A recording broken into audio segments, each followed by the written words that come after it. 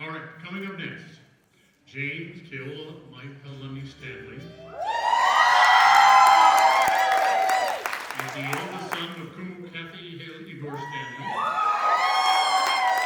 As an Alakani and Kane director for Healani's Polynesian Review, he pours his aloha into nurturing his family's halal through dancing music and traditional practices.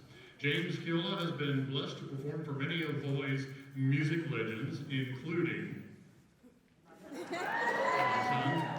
Notice how three guys. Yeah, that's all we need. We don't need the other ones. Yeah. Okay. Yeah. The others don't count. Papa, Naleo, Pilimihana, Amy, Hanali'i, Kalani Pie. He's also an instructor at the Center for World Music, inspiring over 700 students in the San Diego school system through the teachings of Polynesian traditions, ukulele, and dancing.